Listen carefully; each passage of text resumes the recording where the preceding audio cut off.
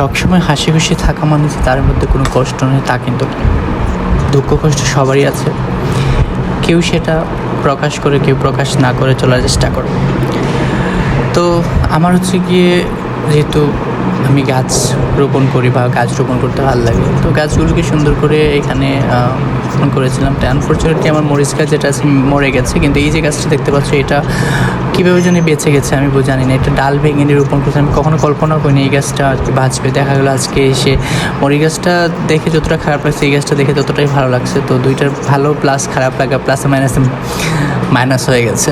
তো দেখতে অনেকটাই ভালো লাগছে, তাই ভাবলাম মরিচ গাছ যখন মরে গেছে ওটাকে ফেলে দিই। এটার মধ্যে হচ্ছে গিয়ে আমি এই যে গাছটা আছে এটাকে রোপণ করে দিই। নামটা অবশ্যই আমি আনফর্চুনেটলি নামটা জানি না, মাধবীলতা না কী লতা বলে এটাকে আমি জানি না। গাছটা এই গাছটা রোপণ করে সব গাছগুলোতে ভাবলাম তাহলে পানি দিয়ে দিই, কারণ এই গাছটা মরিচ গাছটা থেকে অনেকগুলো মরিচই ছিল। এই দেখো এই গাছে জ্বর এসেছে, শুধু পানিতেই রেখেছিলাম।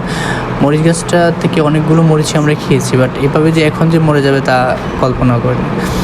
তো যাই হোক মরে গেছে, তো মরার সাথে তার কিছু করার নেই। তো সব কিছু মিলিয়ে নতুন করে আবার টবে গাছ রোপণ করে দিলাম। রোপণ করে সবগুলো গাছে পানি দিয়ে আবার নতুন করে দেখা যাক এখন এই গাছটা পানি থেকে জীবিত হয়েছে, এখন মাটিতে রাখার পরে কিভাবে এটা বড় হয় এখন এটাই দেখার পালা।